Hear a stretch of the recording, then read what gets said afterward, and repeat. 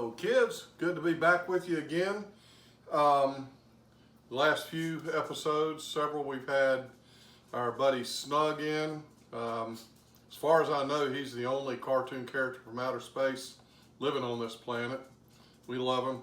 Wish I could live up to the expectations he's brought you, but we've still got great wine, so we're going to go with that. These are the stars. I'm in the background. Here we go. Do have some cool things tonight though. When Mandy and I were presented with this first bottle of wine in the store, and actually it's kind of true for both of them, they're pretty unique, not everyday things. This Carl Ehrhart, this is a family that's been producing wine since, I think it's 1815 in the Rhine region in Germany. So a lot of history there. Of course, Germany's known for white wines, which this is, but it's made from a red-skinned grape, Pinot Noir, or, and here comes my favorite part of this whole video, I get to say Spätburgunder. Let me say it again, Spätburgunder. I might say it again before we're through. What a fun word to say. That's what they call Pinot Noir there.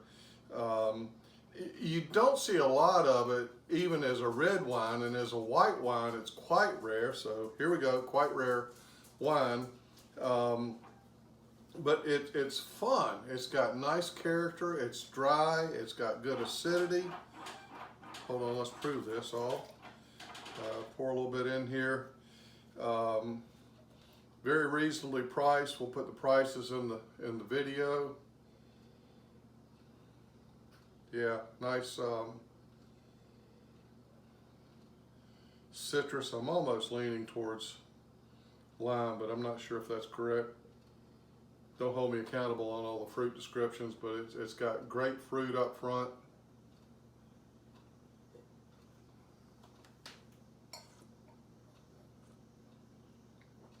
Wow. Vibrant acidity, intense flavors, kind of in the apple realm, but not necessarily stuck to that, but pretty rich.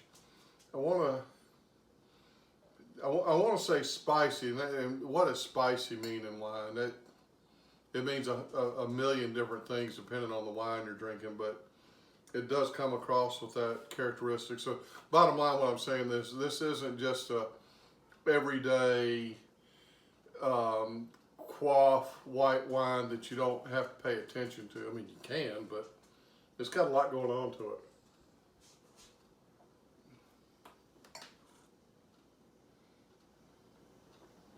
Wow, this job's not so bad after all. Now this is tasty. I would. It's got a lot of backbone to it.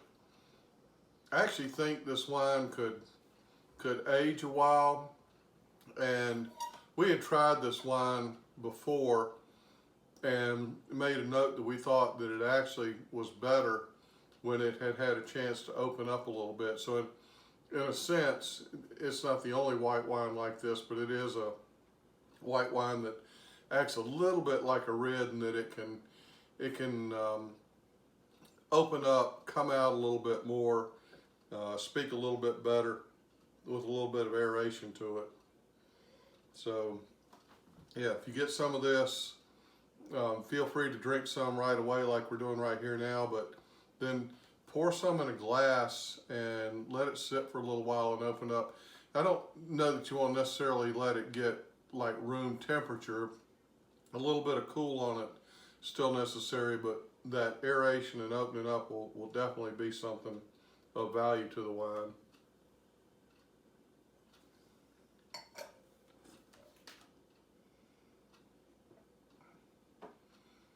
Yeah, it's got a little bit of, it feels like a little bit of tannin going on, which we normally don't say in white wines, but there's a little bit of that tactile sensation going on in the mouth. It's delicious. So this is 2018. It's got Trocken on the label, which is the German word for dry. So it's a totally dry wine. It's actually seriously dry. I would put this with a lot of different types of chicken and seafood. I mean, I don't care if it's sauteed shrimp or grilled shrimp or a light baked fish or a heavier grilled fish. Would it necessarily go with a steak or something heavy off the grill?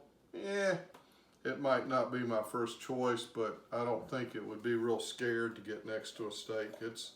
It's a pretty versatile wine, but definitely unique. You're definitely drinking something that you don't see every day. So I guess in keeping with the theme, which we weren't really aiming for, but we ended up there. You know, we've got a fairly vibrant wine industry in Virginia, like California. Nah, nowhere in the country is ever going to be like California in terms of size and number of wineries, number of acres planted, etc. But Virginia has a wonderful, thriving wine business.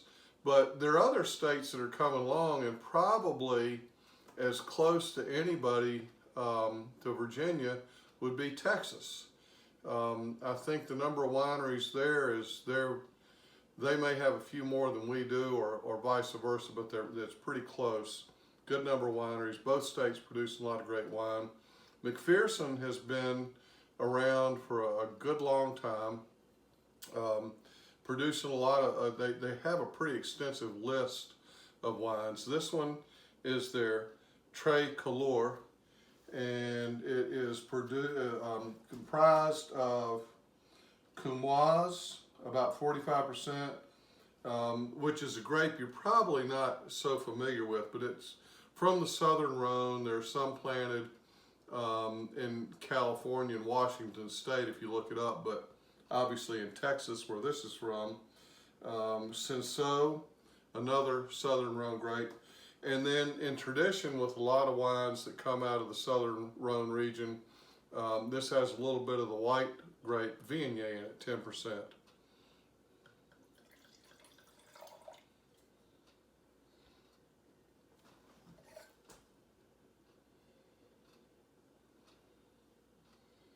Really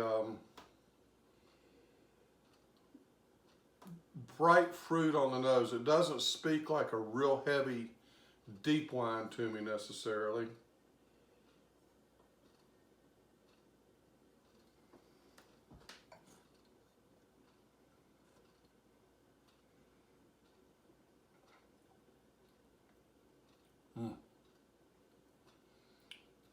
The fruit is so rich and delicious on this. Kind of dark cherries, dark fruits. The tannins are pretty soft. This is a very approachable wine. It'll hold up to heavier foods, but this is something you could just sip on a little bit. I wouldn't be afraid, I don't think, to put just a slight chill on it. Not a heavy chill, but a slight bit, especially while we're still in these warm summer days.